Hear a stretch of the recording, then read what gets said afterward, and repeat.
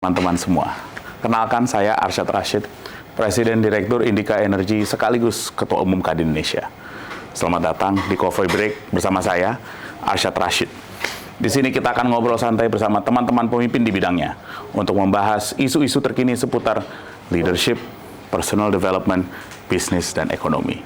Di episode kedua, kita akan ngobrol bersama adik saya, sahabat saya, seorang passionate entrepreneur dan investor sektor teknologi.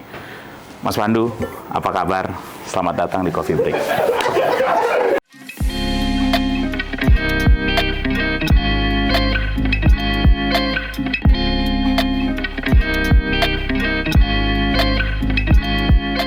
Halo teman-teman semua, perkenalkan lagi saya Arsyad Rashid, Presiden Direktur Indika Energy dan juga kebetulan Ketua Umum Kadin Indonesia.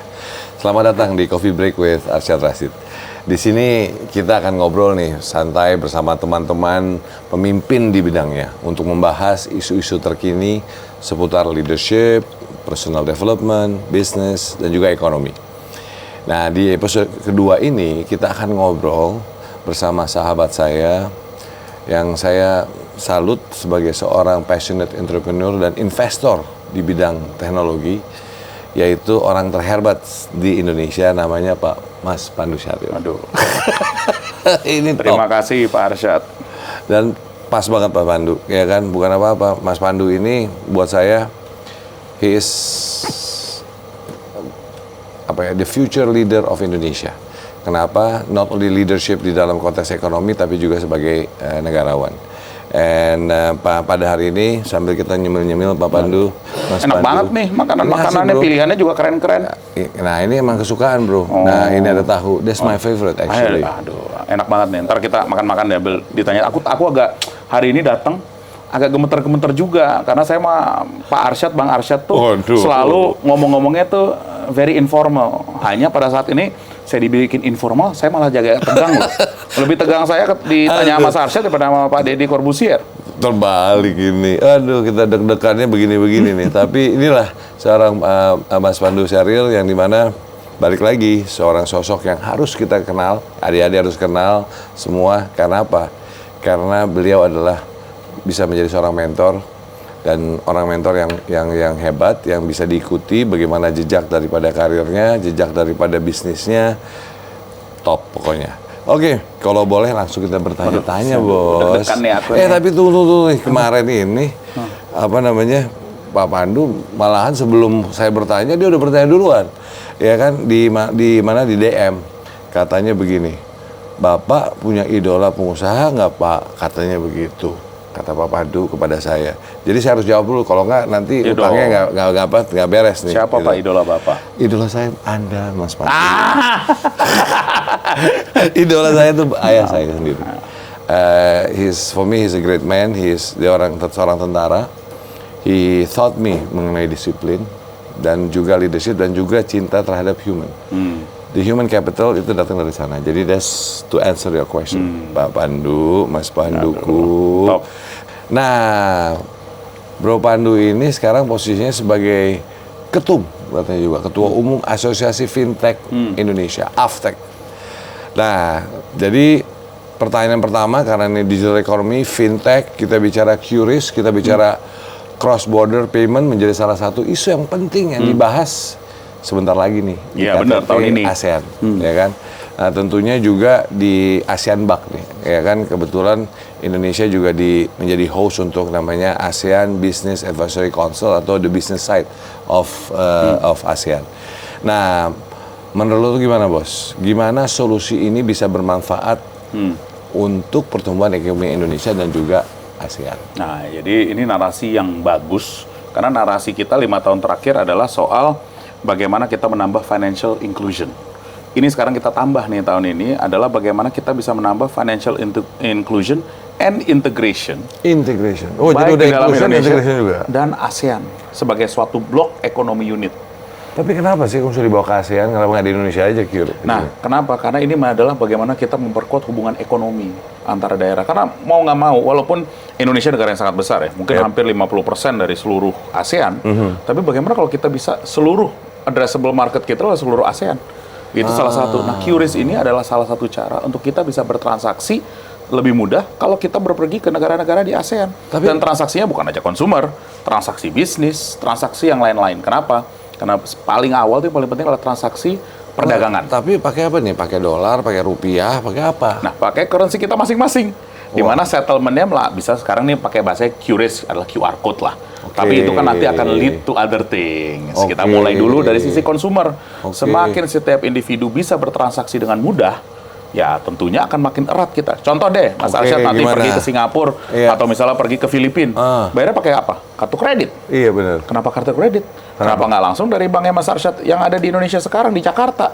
Pakai aja QR code. Tak. Dan seharusnya bakal lebih murah nantinya kepada Mas Arsyad karena lebih berkurang dari sisi processing and transaction fee. Nah, tapi itu tetap bayarnya rupiah. Bayarnya dari sisi Bapak rupiah. Oh gitu. Ya kan itu currency sana settlement-nya nanti ada di belakang. Itu tapi ini cara-cara sangat simpel ya. Ini akan promosi untuk kita para pengusaha-pengusaha di Indonesia bisa bertransaksi dimanapun di ASEAN hanya dengan menggunakan QR code. Atau nanti berikutnya bisa melakukan TT tanpa ada penengah-penengah lain. Wah, itu canggih banget ya. Sebenarnya canggih, idenya canggih. Iya, Tinggal eksekusinya nih. Enggak, tapi ini udah ada yang dari ASEAN ini negara-negara udah ada yang mau belum atau gimana? Kan kita udah dengan Thailand. Udah. Indonesia dengan Bangkok sekarang nih teman-teman, adik-adik, kakak-kakak, ibu-ibu. Kalau pergi ke Bangkok bisa pakai HP untuk bayar makan-makan, ya kan? Mau pakai aplikasi apa aja boleh, GoPay bisa, Grab juga bisa kok. Jadi itu bisa dua-duanya. Jadi kita bisa transaksi lebih mudah. Pokoknya pakai manapun yang penting QR. Yang penting QR code. Dan itu dulu. Jadi kemudahan bertransaksi. So tambah asik nih. Tambah asik. Dan ASEAN tambah dekat. Dan ASEAN lebih dekat sebagai suatu bagian ekonomi. Jadi terjadi konektivitas juga dong. Betul. Dan makin banyak konektivitas, makin banyak dagang, masih banyak juga pendapatan buat negara kita. Why not? You see, adik-adik semuanya, sahabat-sahabatku, hebatnya Mas Pandu ini. Inilah Bro Pandu. Very, very smart. Nah, boleh nggak Mas Pandu? Sekarang dari tadi itu kita ke selain tadi developing namanya QR cross border payment yang ada di antara yang akan ada di antara central bank namanya digital currency. Central bank digital currency. Iya, central susah banget CBDC kalau salah. Nah, bagaimana nih pandangan Bro Pandu tentang CBDC? Kira-kira apa sih pengaruhnya ke industri fintech, ke misalnya ke e-wallet, e-money, layanan transfer, ya kan? Dan neobank lah, ya kan, karena digital bank, Bank Jago, Bank Genius, kan banyak nih sekarang banyak bank-bank lah ya kan, bank digital. Nah gimana? Jadi ini sebenarnya bagus banget karena ini sebenarnya semua ini hanya satu kata, bagaimana memudahkan transaksi dan memurahkan transaksi. Full stop. Memudahkan dan memurahkan transaksi. Anda bisa ngomong nomenklaturnya tadi yang Bapak sebut. CBDC sebenarnya hanya satu, C currency. Udah itu aja. Hanya caranya currency mungkin udah bukan lagi cash. Jadi intinya ini duit. Tapi bagaimana kami bisa secara logistik uang itu bisa kami pindah dari Bapak ke saya se-efisien mungkin, se-frictionless mungkin, semurah mungkin. Sesudah itu aja. Jadi bahasa-bahasa tadi ini bahasa-bahasa besar-besar itu usah dipikirin. Dasar marketing. Intinya adalah cash. C-nya, currency-nya. Bagaimana saya bisa memindahkan uang se-frictionless mungkin. Itu aja. Keren. Jadi menurut saya ini positif bahwa jadi kita nggak usah bawa duit cash lagi kan? Banyak bawa HP aja. Ini. Tinggal bawa ini, nggak perlu bawa lagi namanya, nggak boleh bawa wallet. Jadi bawa ini aja. Dan ini menurut saya akan nanti makin mempermudah buat kita bisa bertransaksi. Kenapa? Karena sekarang dengan adanya digital currency ini memudahkan kita semua untuk bisa setiap hari bertransaksi. Dan nomor dua yang paling penting, trust to the system. Trust. Anda sekarang udah trust bertransaksi pakai HP ini. Dan ini adalah fenomena kota-kota besar. Challenge-nya nantinya adalah bagaimana kita fokus ke kota tier 2 dan tier 3. Dan nantinya tentu ke desa. Ya kan? Dimana kita bisa, kalau tier 1 kota, trust.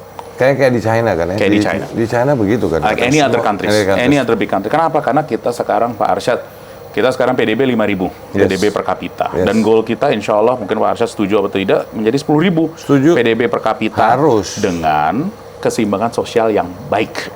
Gini coefficient bahasa kerennya. Untuk bisa mencapai itu, kita harus bisa bertransaksi se-efisien mungkin. Jadi biar rakyatnya makmur, sejahtera. Kurang lebih begitu. Kurang lebih gitu kan. Contoh adalah bagaimana kita bisa melakukan cash transfer, bantuan. Ya sebenarnya paling gampang lewat ini. Iya benar juga. Karena semuanya menjadi lebih efisien. So everything akhirnya ada di sini. Ada di telepon. Jadi menurut saya itu sih keinginannya kita semua bagaimana membuat ekonomi yang lebih makmur, lebih sukses dan juga adil. Mantap, itu kan Saya bilang benar, entrepreneur dan juga negarawan. Nah, sekarang tadi Ampun. bicara soal digital Ampun, ekonomi dan fintech ya kan. Nah, dari kacamata Asian Bank nih, ya kan tadi sebagai pemilik. Nah, nih bayangin, beliau ini juga involved very much di dalam financials, VC. Yeah. Nama kerennya venture capital. Venture, ya kan? venture risk. Setelah era digital bank ini, kita akan menghadapi era fintech seperti apa sih? Nah, Bro itu Pandu. yang paling penting selama 8 tahun terakhir, ada 2 tren yang besar yang terjadi. Satu, dari trust deficit menjadi trust kepada sistem bertransaksi melalui telepon ataupun internet.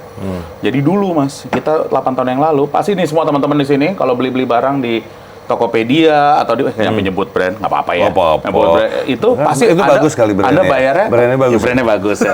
Anda bayarnya pakai cash. Oke. 90% transaksi adalah cash on delivery. Sekarang semua 90% bayar cash udah menggunakan e-money. Itu movement yang sangat besar selama 8 tahun terakhir, Mas. So that's what ini. Nah, poin yang paling penting lagi nomor 2. Makanya Oke. di Kadin kalau Bapak nggak salah, Bapak membuat bidang digital ya Pak ya? Betul. Sekarang udah jadi WKU sendiri di situ. Yes. Artinya sektor digital sudah menjadi bagian penting untuk masyarakat, untuk keseharian hidupnya. Nih Pak Pandu nih padahal nih yang mimpin namanya fintech di Kadin. Jadi this is Nah, poin this is paling the penting guy. itulah aja. Kalau ditanya sekarang nih ada ngomongin tech winter lagi susah. Ini sekarang sebenarnya waktunya tepat untuk berinvestasi ke sana, Mas. Karena saya sangat yakin 1 dekade ke depan teknologi itu akan makin menambah nilai ekonomi atau nilai PDB Indonesia. Untuk bisa dari 5.000 ke 10.000, bisnis teknologi akan menjadi komponen yang sangat besar di sana. Dan saya juga sangat setuju nih sama Bro Pandu karena bukan apa-apa. Apalagi dengan ada tantangan pada tahun 2003 ini dengan resesi segala macam, saya selalu bilang kita harus kuatkan pasar domestik. Jadi dengan payment ini kan lebih easy, lebih gampang dan nanti bisa transaksi bisa lebih banyak dengan harapan dengan demikian domestic market kita tambah kuat kan, karena lari-larinya lagi fondasi kita UMKM. Betul. Ya kan. Nah, Bro Pandu, beberapa bulan terakhir ini, ini katanya nih ramai banget berita-berita tentang tech winter, ya kan? Ya, lalu ada global venture slowdown katanya di tahun 2023. Kira-kira seperti apa sih funding landscape sektor teknologi ataupun startup di Indonesia pada tahun ini yang katanya kan di luar resesi? Nanya susah banget sih, Mas. Saya boleh coba dulu nggak nih tahunya? Wah, coba dikit ya. lu kan. Ini Silakan, enak banget nih. Aduh, saya makan dulu deh. Ini favorit gue, Bos. Ini enak banget. It is one of my Keras favorite. tapi lembut loh. Enak rasanya. Kelihatannya garing di luarnya. Iya, Tapi garing dalamnya, banget. So soft. Maaf, nanyanya susah karena langsung nanya tech winter. Bangunnya aku mikir dulu jawabnya. Jadi yang terjadi di sini, Mas Arsyad udah pernah lihat di industri energi, Mas. apa tuh? Saya pertama kali kenal Mas Arsyad 2011-12. Waktu itu di industri sektor batu bara. Oh iya, dulu Pertama kali. Iya, Nah, benar. habis itu malah makin deket pas turunnya harga batu bara 2014, 15, 16. Di mana harga batu bara turun dari $120 ke $55. Jadi itu sampai ada satu analis pernah nanya kita, at what price do your revenue go to zero? Ya jawab aku, pada saat batu bara harganya 0 gitu. Jadi kita selama 2,5 tahun mengalami yang namanya energi winter. Wes. Tidak ada bisa dapat funding, harus self-sustain sendiri, cutting cost gila-gilaan. Jadi masa itu dibilang masa susah. Masa susah banget. Waspada. Memang sekarang 1,5-2 tahun terakhir, alhamdulillah energi lagi baik buat kita. Yes. Tapi mungkin ada perbedaan cara kita ngelihat. Kita have seen the downturn, kita sekarang jauh mungkin bisa dibilang konservatif, berjaga-jaga, dan nggak terlalu besar kepala. Malah bisa dibilang much more humble sekarang dibandingin kalau bisa, 12 tahun yang lalu. Kalau bisa terus ya, kan gitu bahasa kita. Nah, kalau sektor teknologi, mungkin agak beda, kita bisa belajar dari kita. Oke. 2020, 2021, wah, Booming gitu kan? kayak batu bara 2011-12, Mas. Ingat kan waktu zaman-zaman itu, wah, top Pokoknya semua. uang masuk semua- majalah terus. Oh, iya. Semua masuk majalah, semua jagoan. Dan semua Business heroes. Everybody looks for us. Everybody Iya looks kan? for us. Iya kan? Tahun 2022, tahun linglung, Mas. Apa yang terjadi nih tiba-tiba? Ini tech nih ya kita bicara nih. Ini teknologi Tech sektor. nih. Ini apa nih? Realisasi kayak dulu. Realisasi karena nggak ada lagi pendanaan ke sektor VC Why? secara absolut. Karena suku bunga naik. Orang tidak lagi mencari growth dari sisi investor, semua sekarang mencari profitabilitas. Jadi bayangin, punya mobil ngebut terus 200 km per jam dan Anda boleh burning cash. Saya kasih Mas Arsyad 100, boleh keluarin 200. Yang penting grow terus. Tiba-tiba sekarang, saya stop ya. Kamu udah kasih 100, mana dividen saya? Nggak, jadi kira-kira kan gini, kalau dulu ya, semua pokoknya yang penting kita buat startup. Pokoknya bagaimanapun, ya cari duit buat startup, buang duit, is okay. Ya kan? Ada yang danain deh nanti. Ada yang danain nanti. Pakai valuasi lebih tinggi lagi. Nah, berarti kan sebetulnya at the end of the day, dulu pertama kali when I look at startup tech ya, saya sendiri takut. Betul. I was like, wow, nggak ada profit. Tapi the valuation naik terus Naik kan? terus. Jadi sebetulnya apa yang terjadi pada hari ini adalah kembali back to basic dong. Betul. It's about profitability lagi dong. Profitabilitas. Fundamentals dong. Betul. Jadi Jangan- saya makanya nanyanya sekarang bagus banget ya, saya udah nanya. Anda kapan sih bisa, saya barusan board meeting tadi pagi, Ya. saya nanya, kita dividen kapan ya? Like that. Dividen, apa tuh? Apa tuh? Sekarang bilang, harus bayar dividen. Dividen adalah setelah net profit, retain earning yang bisa dibagi kepada para pemegang saham. Jadi saya ngajarin juga. Jadi back to basic Back to dong. basic. Oh berarti waktu itu kita udah bubar. Kita udah bubar. merasa, waduh, Ini ini apa ada yang salah di kita? ada salah nih Kita juga, kayaknya. saya juga bingung ngomong sama Mas Arsyad, bilang, ini kita yang salah bisnis atau apa Apa ya? ya? Betul, Kok betul. batu bara valuasi kita kayak gini, ini Jadi- valuasi kayak gini. Kayak begini. Bener, Iya. bener. Jadi makanya sekarang back to basic. Back to basic. Dan bagusnya Pak, humility is now coming into the sector. Jadi anak-anak mudanya, yang ini kan memang anak-anak muda, umur 28 ke bawah, their first job. Mereka belum pernah lihat krisis 98. Yes. Kadang-kadang banyak yang lahir tahun 98. Iya, Pada saat betul, krisis, betul, that's true. habis itu belum pernah merasakan krisis Jadi 2008. Kalau udah begitu mengingatkan umur Mengingatkan. saya, Mas. Iya. Aduh. Mas Arsyad nih lahir Boleh tahun nggak? 80-an jadi kayak gini. Nah, sekarang ini tadi kan bicara mengenai apa namanya tech yang udah balik kepada yang namanya back to basic ya. Sekarang kan juga jadi dengan gara-gara tadi fundingnya mungkin ya udah mulai seret gara-gara back to basic.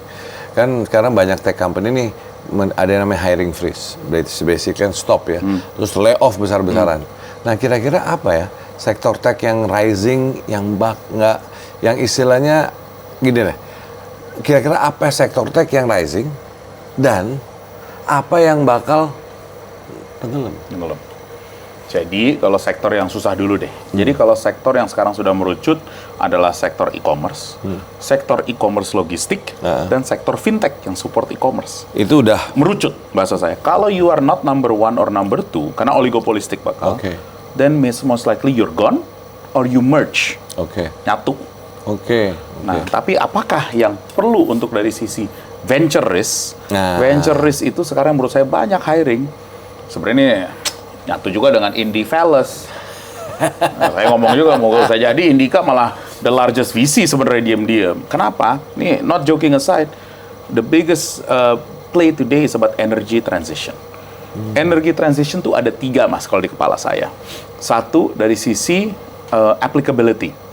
Contoh, anything to do with electric vehicle Oke. and the usage, whether it's from nickel, lithium ke bawah, EV, ya kan? Kedua adalah anything to do with the managing the external. Yes. And this has to do with carbon credit, penggunaan carbon credit. Dan ini adalah push dari government. Ketiga, dan saya yakin kita berdua lagi ngelatin terus, adalah about energy efficiency. 3 doang nih garis besarnya. Ini mirip-mirip kayak e-commerce 2013-14. Bedanya adalah ini B2B2C. Di mana government plays a big role, karena selama 5-7 tahun ke depan, semua nge-push untuk menjadi net zero. Jadi kalau Bapak lihat, yang investor terbesar ke sektor-sektor ini semuanya sektor energi. Dan this is the beauty. This is the sector di mana dalam energy transition, baik energi dan teknologi menyatu.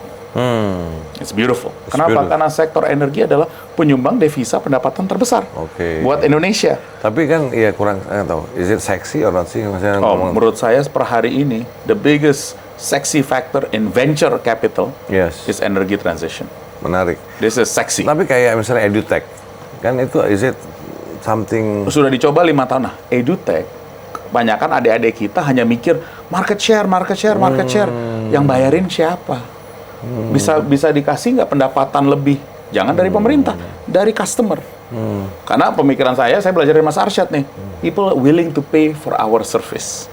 Ini penting. Di mana saya bisa membuat bisnis saya menjadi price insensitive, saya bisa naikin harga anytime. Tapi kalau bicara edutech lagi ya, terus kalau misalnya kan sekarang nih salah satu yang lagi kenceng itu vocational, right? Vocational training, ya kan ini vocational lah. is that a good untuk membuat satu pemikiran intervensi di situ untuk startup? Jadi kita harus mikir gini Pak, Indonesia mirip dengan China, mirip dengan negara-negara lain, dan termasuk Amerika. Anda harus kawinin both offline dan online. Tidak bisa semuanya online. Dan offline itu penting. Dan vocational itu the best, karena Anda bisa menambah nilai tambah. Vocational ada juga. Yang di akhir atau dari beginning to the end. Akhir tuh apa? Saya bisa dapat kerjaan jadi montir. Saya bisa kerjaan hard working labor ya. Atau yang dari awal. Dari yang anak-anak muda biar kasih ke ibunya biar saya bisa belajar matematika lebih bagus. The big market is actually in STEM. Science, technical, ini kan engineering sama math. If you're very good at that, 10 years from now, payback-nya buat keluarga paling gede. Karena Anda pasti digaji paling tinggi. Ya kan? Jadi kalau punya anak yang pengen itu pasti ngajarin science, engineering, math. For sure you will get a job and you are kasarnya is up to me lah harganya berapa. Dan saya yakin Indonesia masih mirip kayak sekarang, selalu mikirin harus orang Indonesia dulu. Orang Indonesia harganya bakal tambah tinggi terus, ya kan? Nah, Bro Pandu, ini kan dengan keadaan yang ada selama ini, kira-kira ini pasti banyak teman adik-adik kita yang melakukan startup ataupun. Boleh makan kerupuknya, Mas? Oh, monggo, Bos. Ini yummy. Ayo dong. Pilihan-pilihannya top. Sorry, maaf ganggu. Kira-kira strategi apa sih kalau boleh kasih advice, kasih pandangan, ya kan? Strategi yang dilakukan oleh startup untuk bisa bertahan. Dan bahkan bukan bertahan aja, kalau bisa grow dalam kondisi yang seperti sekarang ini katanya challenging. Kalau buat founders, apalagi misalnya perusahaannya udah at a certain level, double down.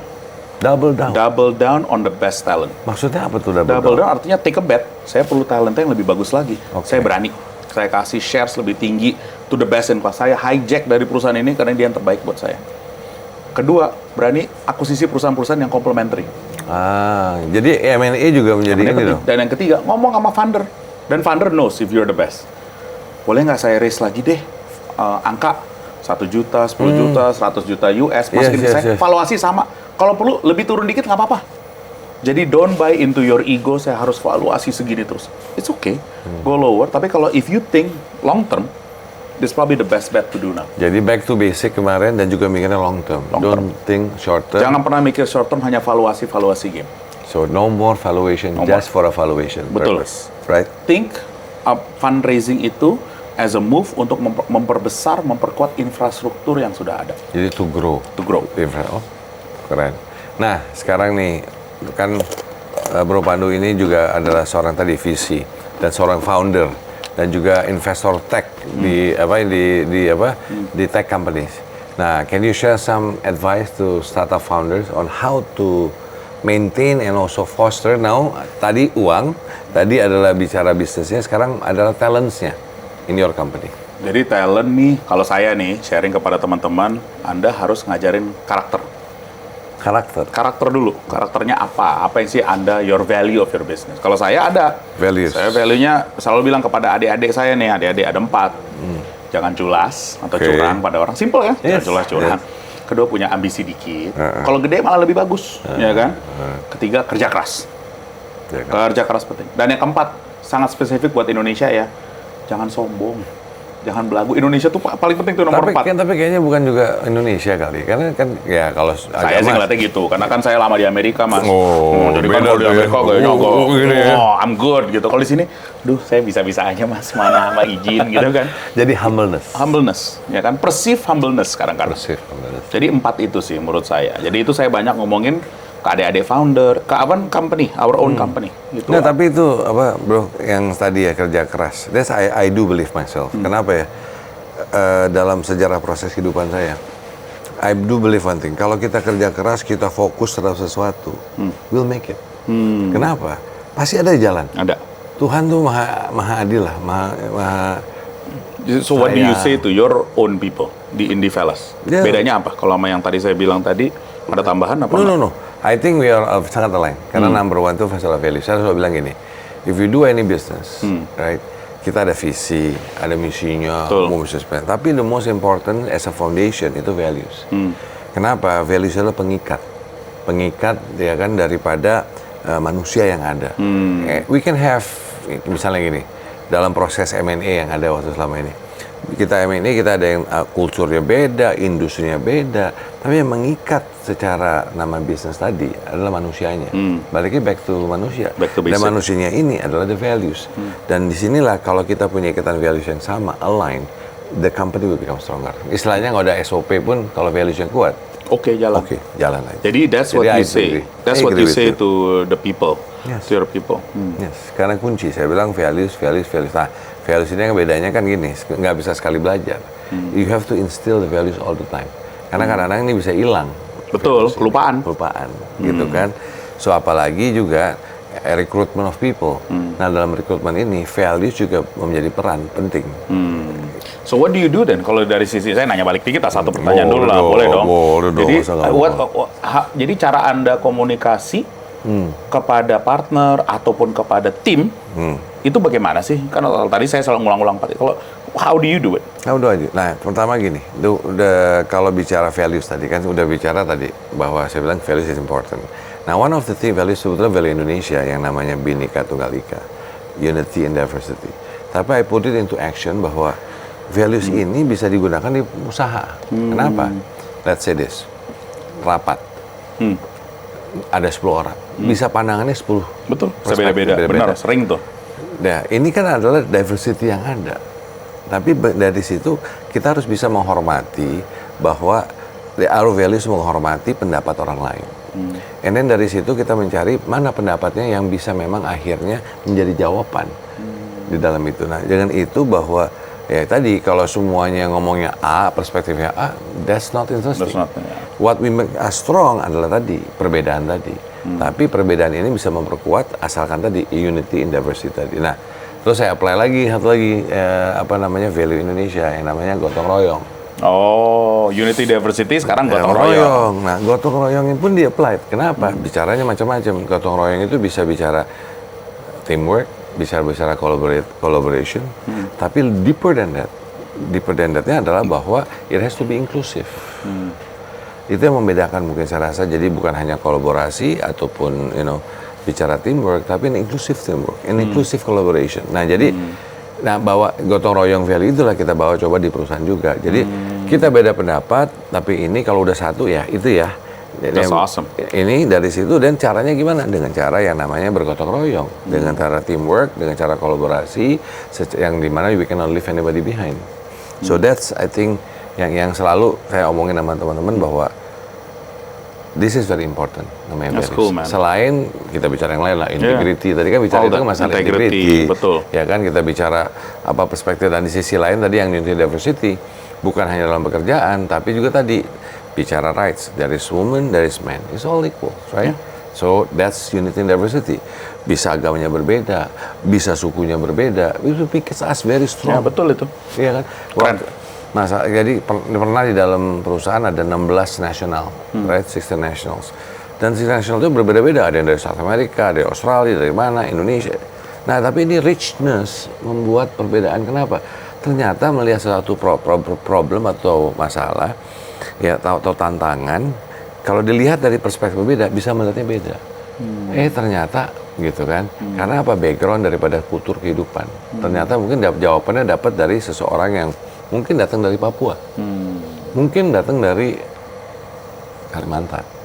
Nah, jadi itu yang makanya saya bilang, I totally agree with you, bro, bahwa it is important to have value as a foundation untuk usaha kita. Thank you banget nih di sharing itu. Sama, Gue nanya. berarti Bro Pandu sama di- gitu. Nah, Bro Pandu, tadi kita bicara tek. Taktek. Sekarang yang katanya lagi seksi juga namanya green katanya. The green business. Oh iya, Wih. stop. Ini kadang-kadang apa sih yang namanya dibilangin net zero? Ya kan? Everybody's asking. Karena apa nih? Tolong dong, ini what is this green business? Jadi green business atau kurang lebihnya ini kan adalah perubahan. Kalau buat Indonesia ya, saya ngomong Yes. spesifik Indonesia Iya, kita aja. ngomong Indonesia. Perubahan dari fossil led, jadi penggunaan batu bara, penggunaan minyak. Wah, jadi batu bara nomor. Menurut saya sama 1-2 dekade ke depan masih dibutuhkan. Tapi kita perlu transisi. Nah, Indonesia udah sebut 2060. Dan ini sebenarnya investasi kita bukan buat kita berdua nih, Mas. Yes. Buat anak kita dan cucu kita. Oke. Sebenarnya ini investmentnya. Karena mereka demand buat Indonesia bukan saja sebagai ekonomi yang lebih baik, tapi juga lebih bersih secara lingkungan. Oke. Jadi adalah penggunaan renewable energy. Nah, tapi tadi Bro Pandu menyentuh mengenai Indonesia mempunyai target net zero by 2060. 60. Nah, ini apa sih net zero itu maksudnya apa? Artinya adalah setiap aktivitas kita sehari-hari aja mengeluarkan carbon footprint. Oke. Apakah itu menggunakan mobil, bangun tidur aja kita menggunakan ada carbon footprint juga, sebenarnya sedetail itu. Oke. Adalah bagaimana kita bisa melakukan aktivitas yang netralisir karbon, Oke. atau menghilangkan karbon, Oke. atau meminimize jejak carbon footprint. Oke. Kenapa carbon footprintnya jelek? Karena ini menyangkut adalah tentang greenhouse gas emission. Ini lebih teknis lagi ya. Tapi sebenarnya lebih daripada dunia ini makin panas, Oke. makin tidak baik untuk lingkungan, dan artinya baliknya extinction of our planet. Oh, jadi ini Jadi bicara sebenarnya soal extinction planet. extension planet lari Karena- kepada udah tua Karena kita karena kan? udara kita makin panas, Mas. Oke. Makin panas. Itu yang makin merubah panas. climate. Is Itu yang that- merubah climate. Karena kalau climate itu sebenarnya lebih kepada apa namanya? The degree, temperature of the Oke. world. Oh, makanya banyak kejadian-kejadian ini efek itu nggak nih? Banyak ada banjir. Ya kan New Iyalah, Zealand nggak pernah banjir Ya gitu. itu betul. Jadi ini sebenarnya masalah dunia. Indonesia kenapa menjadi penting? Karena Indonesia is the lungs of the earth. Kenapa tuh? Paru-parunya dunia. Kenapa Kayak tuh? jadi kita paling banyak rainforest di dunia. Kita dan Brazil dan Kongo. Kita yang paling besar. Oke. Jadi semua negara develop datang ke kita, tolong bikin peraturan tentang Berarti lingkungan kita hidup. punya kekayaan. Indonesia udah paling kaya, Mas. Kita potensi udah paling kaya semuanya kaya. Kalau dihitung-hitung kita nggak ada yang pernah ngitung berapa potensi kekayaan Indonesia. Iya, Karena betul kita selama 30 tahun hanya ngomong potensi. Yes. Hanya 8 tahun terakhir kita ngomong ubah dari potensi menjadi realitas, Mas. Jadi tugasnya memang ya insya Allah ya dengan adanya Mas Arsyad sini 5 tahun ke depan, bagaimana Mas realitas Pandu, itu gitu dan makin semua bertambah. teman-teman. Ya betul.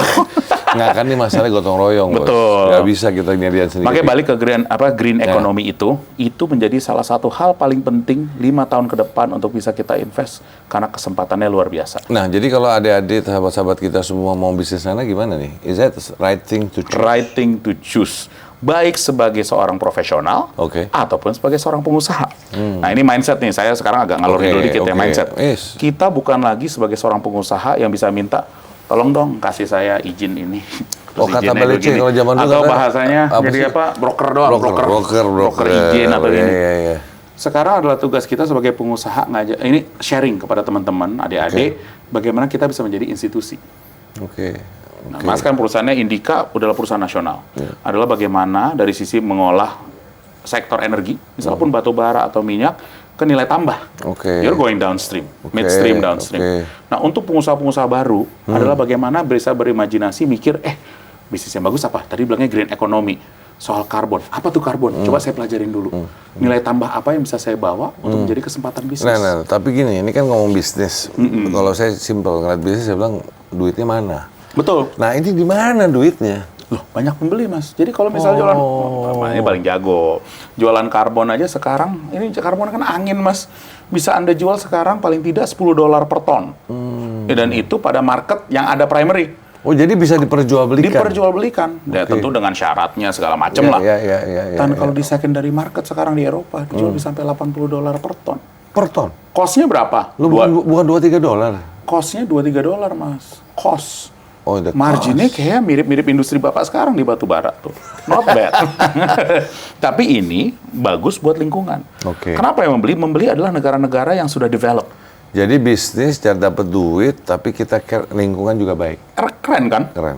Jadi semua Mas yang tadi saya sebut dari awal, applicability, waste management, juga sesuatu yang pasti marginnya bagus, Mas. Oke. Itu juga jelas. Jadi kita cari bisnis yang jelas-jelas, Mas. Anda harus tahu siapa yang bayar Anda, and then can you have bargaining power on that price. Jadi ya, udahlah kalau Mas Arsyad udah paling tahu lah. Aku jadi bingung nih, kita kan sharingnya terbuka banget nih. Oh, sangat. Ini dari green ke blue. Ya, blue. Nah, kan beda, kan karena bingung kita lihat wah, ada green ekonomi. Kalau blue tuh Indonesia sekarang banget lah. Blue ekonomi. Opo. Perikanan. Indonesia salah satu penjual ikan tapi mentah, Mas. Importir nomor 1. Kalau Pak Presiden bilang tuna contohnya. Habis itu kita import lagi hasilnya. Sebenarnya yang kemarin kita kebetulan bareng-bareng diundang acara, ada Pak Presiden kasih presentasi dan itu bener banget. Ini kesempatan utama kita menjadi industrialis di blue economy. Blue economy maksudnya kelautan, Perikanan. Oh iya, jadi cocok lah karena kita negara archipelago. Archipelago. Banyak lautnya. Betul. Jadi this is it. This Karena is ini it. belum kita kembangin. Belum kan? pernah. Belum pernah kan. Karena sekarang kita hanya jual mentah. No, berarti ini another opportunity. Big opportunity. Big opportunity. Besar banget. Duitnya gede. Gede banget. Cuannya besar. Gede banget. Oke. Nah, jadi di sini salah satu yang bisa dipikirin. Karena ini adalah bagaimana... Nggak usah dipikirin, jalanin. Tuh, bayangin. Itulah namanya seorang entrepreneur. Jalanin. Nggak langsung hantam. aja. Ya Risknya kan? udah jelas, pasti ada risk. Just- Tapi selama belum ada yang ngerjain, So what? you can manage that risk. Just do it. Betul. Semua ini hidup kita adalah mitigasi Iyalah. resiko kan ya? Betul. Karena nggak ngapa-ngapain aja risiko. Nah, itu dia. Nggak nih, saya nanyain semua bisnisnya karena apa? Karena mungkin pada adik-adik atau teman-teman pada nanyain. Tadi udah green. Oh ya kan ini sering didengar nih, green. Blue. Apaan sih nih? Nah, satu lagi, hilirisasi. Wih. Ya kan, karena itu juga dibilang hilirisasi. Cuman kalau hilirisasi ingatnya nikel terus. Apakah hilirisasi cuma nikel? Duh, enggak dong. Kan contoh nikel itu contoh yang berjalan dengan sangat sukses. Artinya bener, hilirisasi di sektor tambang itu pasti bisa dijalankan dengan baik. Oke. Sekarang kita perpanjang dari midstreamnya nikel, bagaimana pembuatan baterai. Dari baterai, apa yang Mas lakukan juga adalah bagaimana penggunaan aplikasi untuk Daripada konsumer. Multiplier efeknya hampir 15 kali, Mas, minimum. Jadi dari 30 kali, kan nikel dibilang selalu diulang-ulang. Dari saya jual, jadi ini 30 kali. Ini bisa dari 30 kali, 15 kali lagi nambah. Luar biasa gedenya. Jadi intinya adalah creating value dalam proses hilirisasi tadi. Ya betul nggak sih? Betul. Yang dibilang value added gitu kan? Betul. So, nggak jadi dengan ini hilirisasi berarti bukan hanya apply pada mineral, karena mikirnya selalu mineral. Betul. Sebetulnya hilirisasi itu bisa di mana-mana dong. Betul. Di blue economy tadi yang kita Di bicara blue bisa- economy, di green economy, di nickel, dan juga di leadership, hilirisasi. So, By the way, aku boleh nanya dong, Mas, kan masih yang selalu kemana-mana, barusan pagi juga ada acara ini dia. besar. Ini Mas, di mana coba ada yang biasa tempat coffee breaknya gua, ininya gua. yang nanya, gitu ya, kebalik-balik. Aduh, ya monggo. aku pengen Siap. nanya dong, kan Apa, Mas Bos? ini banyak dekat juga dengan para pemimpin-pemimpin nasional. Sama dengan Mas Pandu. Tapi Mas lebih dekat lah, ini saya masih juniornya Mas Tuh. Arsyad. Saya pengen nanya Mas, sebenarnya kriteria apa sih pemimpin nasional itu? Apa sih kriteria-kriteria pemimpin nasional? Di Kriteria- kepala Mas Di Arsyad. kepala saya. Oke, di kepala saya satu. Bahwa pertama mesti jelas dadanya itu merah putih. Yaitu cinta bangsa. Cinta negara ini. Itu satu dulu kriteria, ya kan? Kalau enggak ya ngapain jadi pemimpin kita? Karena juga nggak cinta dengan negaranya sendiri dan juga bangsanya. Itu satu. Terus yang setelah tahu bahwa itu mencintai dan semua, saya biasanya ngeliatnya sih ke values-nya. Values lagi, balik-balik ke Balik ke values. values. Kenapa? Itu for me is fundamental. Nah, values ini apa sih yang mau dibawa?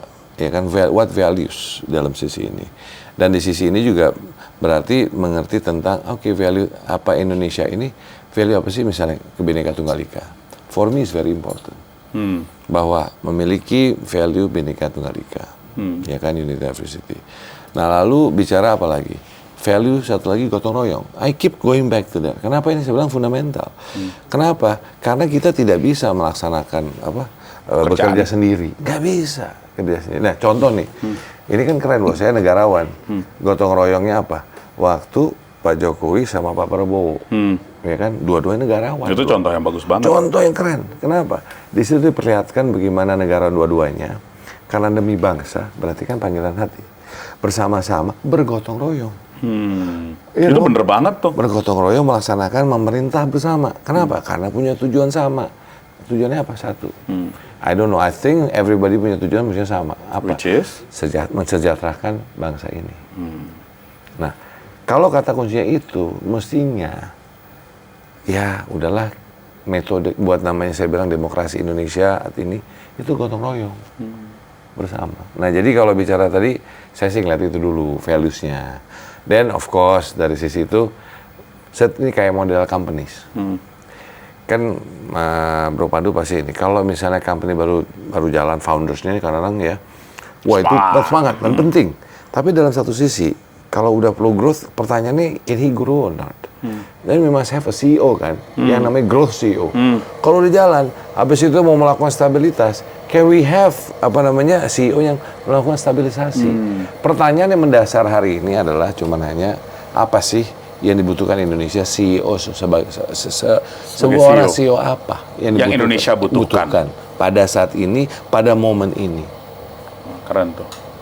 Suatu pertanyaan yang nanti mungkin kita bisa lanjutin Kan? kalau kita ada acara-acara lain nih saya sama Mas Arsyad nih. Dengan begitu Open-ended ini. Open-ended. No, but that's the question. Pertanyaannya kita di mana sih Indonesia sekarang ini? Indonesia mau kemana nih? Dalam fase kita menuju 2045. Kita ada 5 tahunan fase-fasenya. In this next 5 years, Kita mau kemana? kita mau kemana? CEO apa yang kita butuhkan? Keren tuh. Keren Atau banget. kalau nggak CEO, the team lah. Ya, Tapi CEO-nya penting loh Mas. penting. Karena kunci. Kunci. Betul. Siap. Thank you, Mas Pandu. Makasih. Ini makasih loh, malah saya nanya yang terakhir. Mas Arsyad, thank you ngundang saya juga nih Mas. No, saya kira kan saling mengundang. Waktu itu kan saya sudah diundang oleh Mas Pandu. Iya, betul. Sekarang kita undang, dan lain kali karena Mas Pandu sudah ngundang saya ngundang Mas Pandu. Lain kali kita akan ngundang yang lainnya. Itu boleh banget tuh ide. Undang Serius yang nih. lainnya. Wah keren itu. Ya kan? Siap. Benar nggak, Mas? Itu boleh loh. Nah, Wah ini keren karena banget. ini Ini eranya, dulu. Woi. ini lagi momentum tertentu. Nah, kita juga milih siapa yang kita undang dalam momen-momen ini. Nah, Kita tunggu nanti ya. Terima kasih. Selamat. Salam untuk semuanya. Salam sehat. Paling penting salam Pancasila.